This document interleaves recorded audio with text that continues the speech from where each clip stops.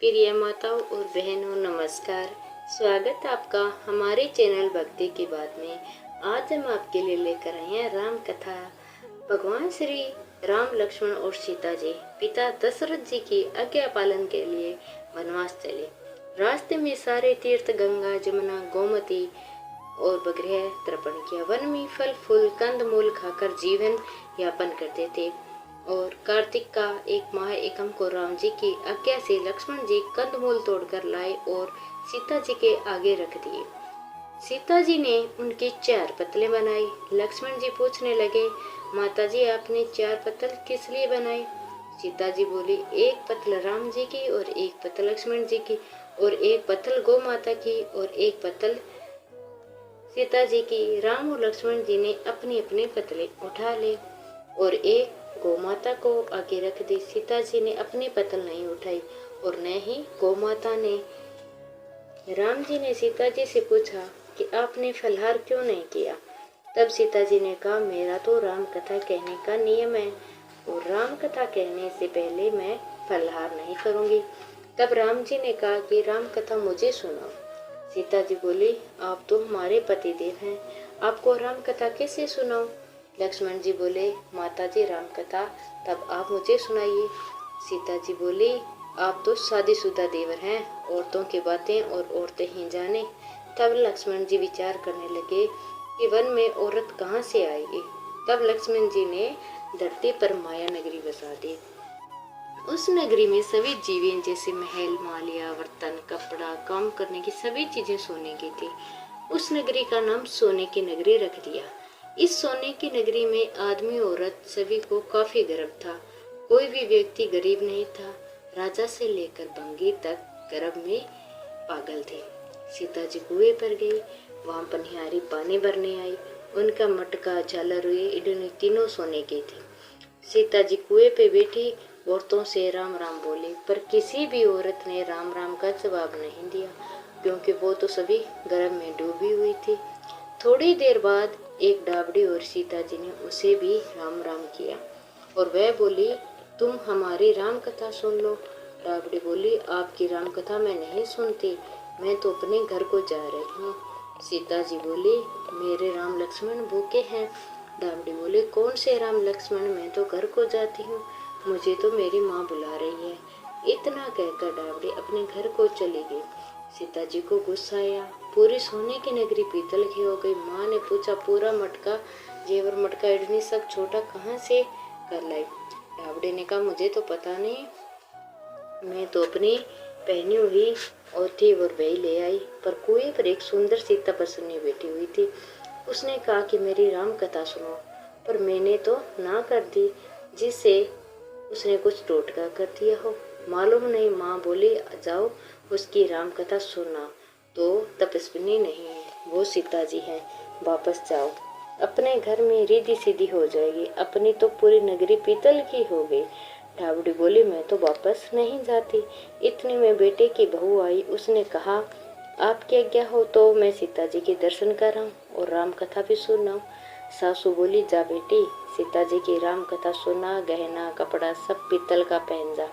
बहू कुएं पर जाकर बैठ गई। खाली मटका पानी भरे हुए फिर खाली करे। यह देख सीता जी बोली, तुम्हारे घर में कोई काम नहीं क्या? बहू बोली, माता जी मैं तो सब कार्य निपटा कर आई हूँ। तब सीता जी बोले, तूने मुझे माता जी का यह सुन मेरा मन खुशी से हर्षित हो रहा है। अगर समय हो तो मेरी राम कथा सुन ले। बहू बोली, माता जी आप राम कथा सुनाइए, आपकी राम कथा सुनकर ही घर जाऊंगी। चंदन चौकी मोतियों का हार, राम कथा हमारे गले का हार। राम ध्याऊं राम मनाऊं, राम कहे तो परदेस जाऊं। सीता जी ने कहा, तूने मेरी इज्जत रखी, भगवान तेरी इज्जत रखेंगे। हमारी मृत्यु लोक में तूने सहायता की, तेरी भगवान स्वर्ग लोक में सहायता करेंगे। सीता जी ने राम कथा सुनानी शुरू की। बहू राम कथा सुनने लगी। आओ राम बैठो राम, जल भर जारी लाई राम, किंकर की दातों लाई राम, ठंडा जल भर लाई राम।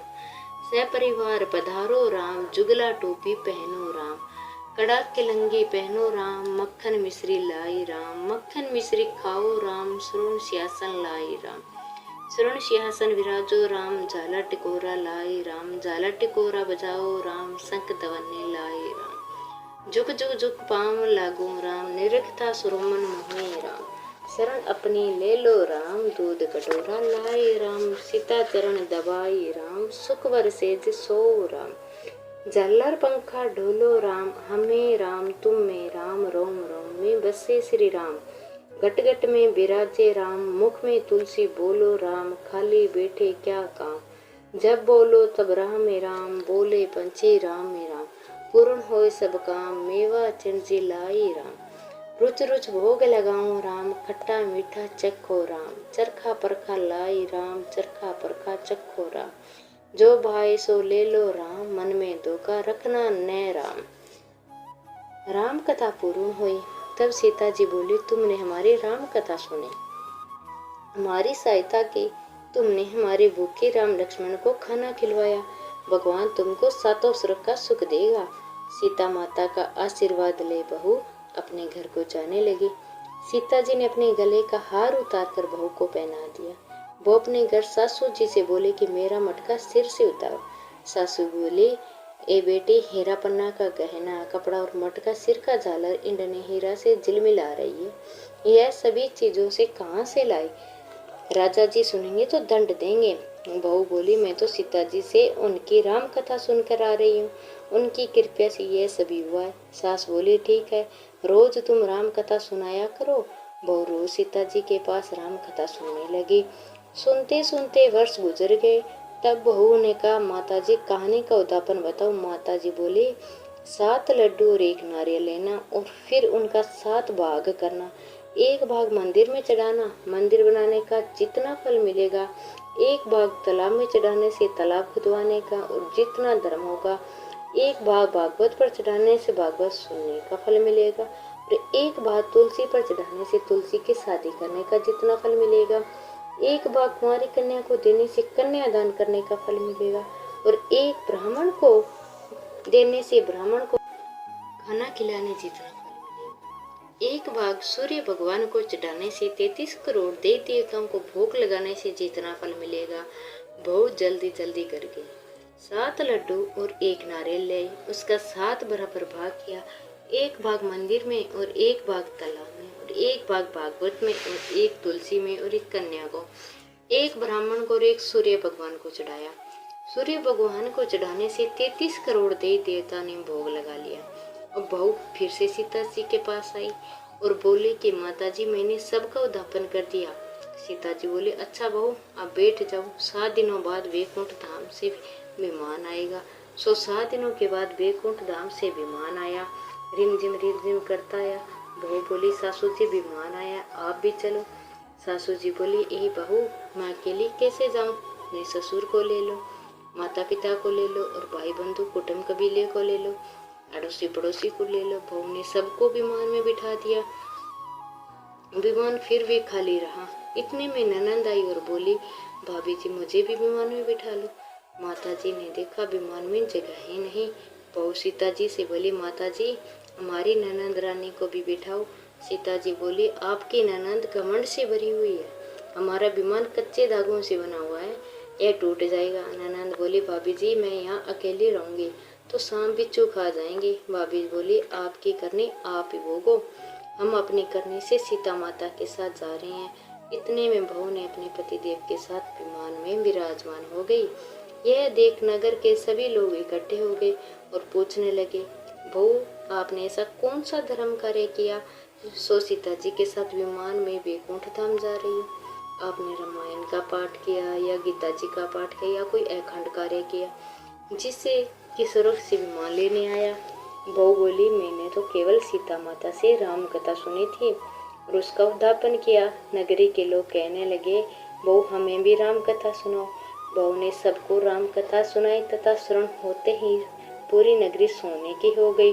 बहू बोली, जो कोई राम कथा की 108 पुस्तकें पढ़ेगा उनको भी उतना ही फल मिलेगा जितना बहू को मिला। सब नगरवासियों ने राम जी की जय जयकार की। सीता जी ने सबको विमान में बिठा लिया।